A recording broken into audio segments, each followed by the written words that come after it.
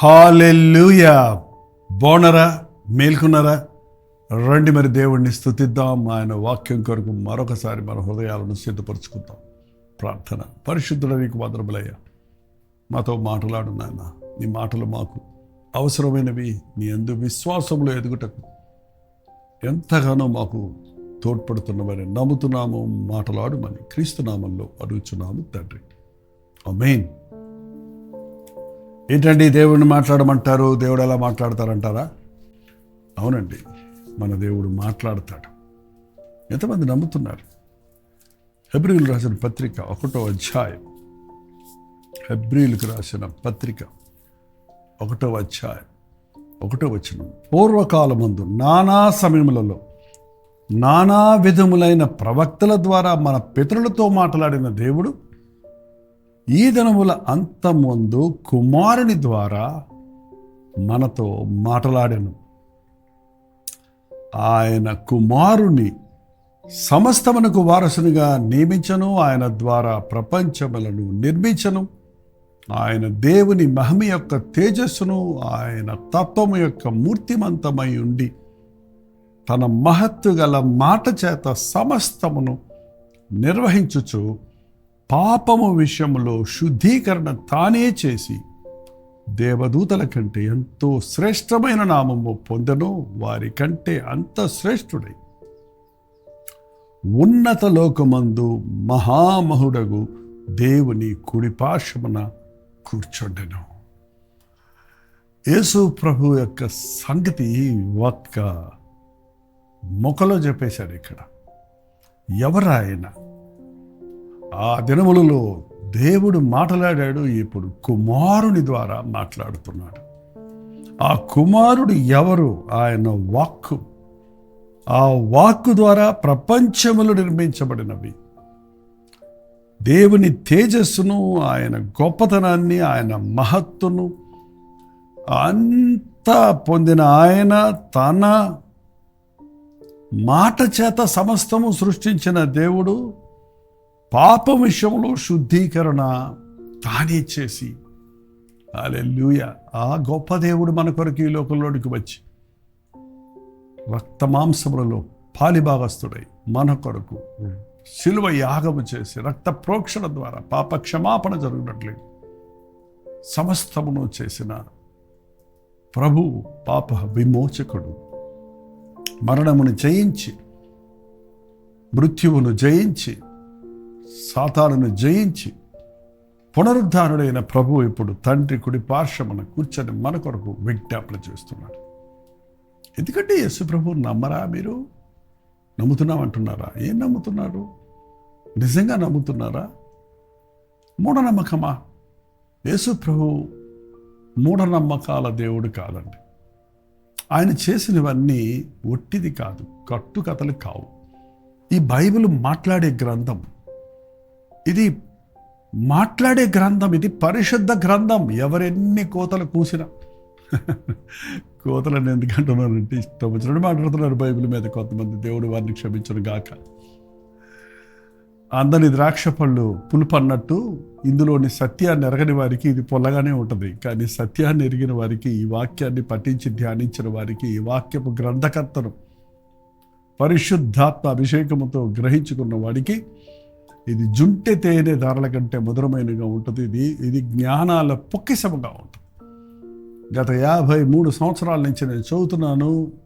ఇది నాకు సమస్తమిస్తుంది. ఈరోజు నేనేమై ఉన్నానో అది నా దేవుని వాక్యం వలన, నా దేవుని వాక్యానికి నేను విధేయుడవటం వలన, విశ్వసించటం వలన మాత్రమే ఉంది. వాక్యాన్ని నమ్మండి, చదవండి. యేసు ప్రభు వట్టి దేవుడు కాదు, నిజ దేవుడు. ఈయన చరిత్రాత్మకమైన దేవుడు. ఇది హిస్టరీ. ఏదైనా ఒక సత్యం చెప్పాలంటే అది హిస్టరీలో ఉండాలంటే అది జరిగింది. అది కట్టుకథలు కాదు కదా. ఆయన జన్మస్థానము, ఆయన జన్మ విషయాలు, ఆయన జన్మానికి ముందు, ఆయన జన్మం తర్వాత జరిగిన సంభవాలన్నీ పరిశుద్ధ గ్రంథంలో ఉన్నాయి. ఇవి అనేక గ్రంథాల సంపుటిక. దట్స్ వై ద బైబిల్స్ అంటే బుక్స్, బండిల్ ఆఫ్ బుక్స్ అని అర్థం అన్నమాట. అనేక మంది గ్రంథకర్తలు, 40 మంది గ్రంథకర్తలు 1600 సంవత్సరముల పరిధిలో 3 వ్యత్యాసమైన భాషలు వ్రాసిన 66 పుస్తకాల్లోని సత్యము ఒకే విషయాన్ని ఫోకస్ చేస్తుంది. కాంట్రడిక్షన్స్ లేవు. పాత నిబంధన, కొత్త నిబంధన గ్రంథకర్తలు ఎప్పుడు కూడా కూర్చొని ఒక రౌండ్ టేబుల్ కాన్ఫరెన్స్ చేసుకొని కలుసుకొని మాట్లాడుకొని రాయలేదు. ఒకరికొకరి సంబంధం లేదు. కొందరు రాజులు ఉన్నారు, కొందరు ప్రవక్తలు ఉన్నారు, కొందరు పామరులు ఉన్నారు. ఈ బైబిల్ రాసిన వారు వాళ్ళు ఎవరైనప్పటికీ వారు దేవుని ఆత్మచేత ప్రేరేపించబడి రాశారు. దేవుడు పరిశుద్ధాత్ముడు బయలుపరిచిన విషయాలు రాశారు. ఈ బైబిల్ గ్రంథకర్త ఒక్కడే, ఆయన పరిశుద్ధాత్ముడు. అనేకులకు వారికి ఆయన ఇచ్చిన ప్రత్యక్షతలను బట్టి వారు రాయటం జరిగింది. కాబట్టి ఈ రోజున ఈ బైబిల్ మనకి ఇంత చిన్న గ్రంథంగా మనకు అందుబాటులో ఉంది. యేసుక్రీస్తు నిజమైన దేవుడు. యోహాను రాసిన మొదటి పత్రిక 1వ వచనంలో జీవవాక్యమును గూర్చినది ఆది నుండి ఏది ఉండెనో, మేమేది వింటిమో, కన్నులార ఏది చూచితిమో, ఏది నిదానించి గైకొంటిమో, మా చేతులు దేనిని తాకి చూచనో అది మీకు తెలియజేస్తున్నాను. ఏం చెప్తున్నాడు అంటున్నాడండి యేసు ప్రభు శిష్యుల్లో ఒకడైన యోహాను?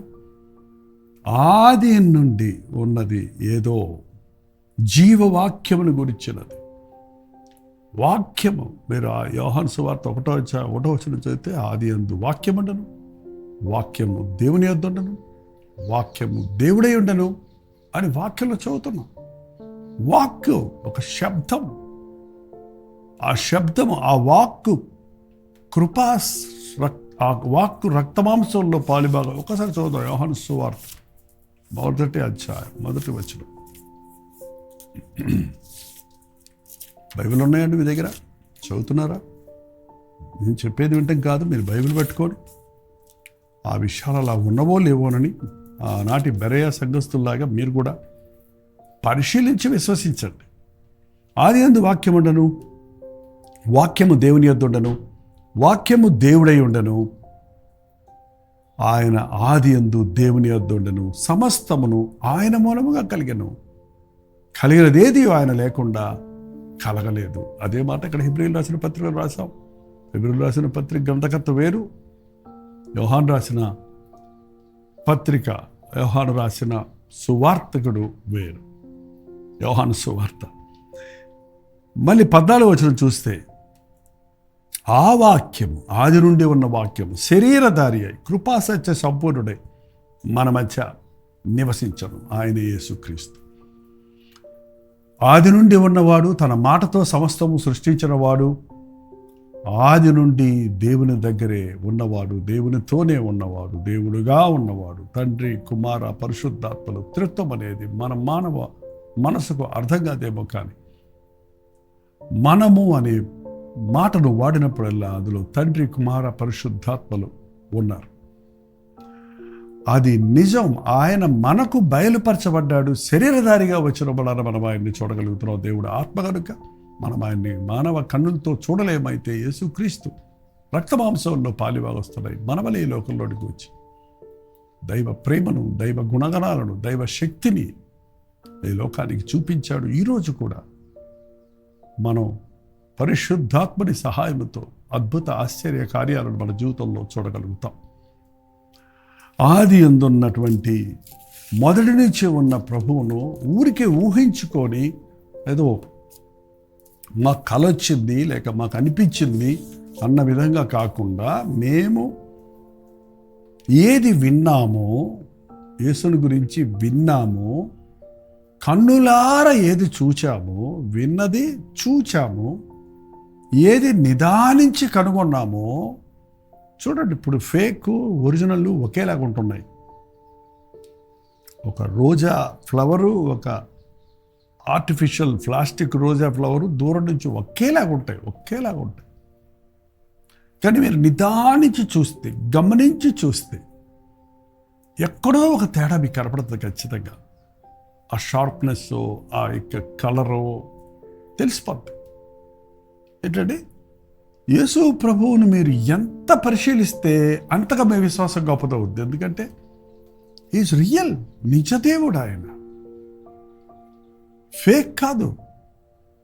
ఇవాళ చాలామంది వేరే క్రీస్తులు ఉన్నారు. నేనే క్రీస్తులను చెప్పుకునే అబద్ధ ప్రవక్తలు, అబద్ధ క్రీస్తులు అంచె దినాల్లో చాలామంది వస్తారంటున్నారు.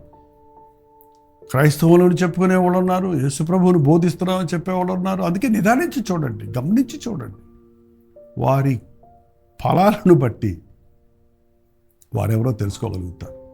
వారి మాటలు బాగుండొచ్చు, వారి ప్రవర్తన వేషావేషాలు ఇమిటేట్ చేయొచ్చు, బట్ ఫ్రూట్, అవుట్కమ్, ఫలాలను బట్టి వారిని తెలుసుకోవాలి. అందుకే యోహాను అంటున్నాడు, మేము ఏది విన్నామో, ఏది కనులారా చూచామో, ఏది నిదానించి చూచామో, మా చేతులు దేనిని తాకి చూచను. ఆ ఫేక్ రోజా ఫ్లవర్ ఎంతగా సిమిలారిటీస్ ఉన్నా దాన్ని ముట్టుకుంటే తెలిసిపోద్ది అది ప్లాస్టిక్ ఒరిజినల్. దాన్ని స్మెల్ చేస్తే, దాన్ని వాసన చూస్తే తెలిసిపోద్ది అది రోజా ఫ్లవర్ వాసన వస్తుందా లేకపోతే ప్లాస్టిక్ వాసన వస్తుందా. యేసు ప్రభువును అంతగా పరిశీలించిన శిష్యులు మనకు సాక్ష్యం ఇస్తున్నారు. మేము ఆయనతో పాటు ఉన్నాం, ఆయనతో పాటు నడిచాం, ఆయనతో పాటు తిన్నాం, ఆయన చేసిన కార్యాలు చూసాం, ఆయన చెయ్యి పట్టుకున్నాం, ఆయన మరణాన్ని చూసాము, ఆయన సమాధిలో పెట్టబడతాం చూసాము, ఆయన ఖాళీ సమాధి చూసాము, ఆయన తిరిగి లేచి ఉన్నాడు అన్నప్పుడు మరలా మేము ఆయన్ని చూసాము. ఆయన్ని మేము తోమా అయితే ఏమన్నాడు, నా వ్రేలు నీ గాయాల్లో ఉంచి చూస్తే కానీ నేను నమ్మనన్నాడు. అందుకని ప్రభు వారికి మరలా ప్రత్యక్షం, ఎదుగో నీ వ్రేలు నా గాయముల్లో ఉంచి చూడు, విశ్వాసివి కాక విశ్వాసివై ఉండమన్నాడు. ఆ తోమయే యేసు ప్రభు శిష్యుల్లో ఆయన ఒక తోమయే తన అనుమానం తీరిన తర్వాత ఆ యేసుని ఎలా వెంబడించాడంటే, ఎంతగా ఆయన ప్రేమను ప్రకటించాడంటే, ఈయన నిజరక్షకుడు, ఈయన లోకరక్షకుడు, ఈయన పాపుల విమోచకుడని ఆయన మన భారతదేశానికే వచ్చాడండి మిషనరీగా.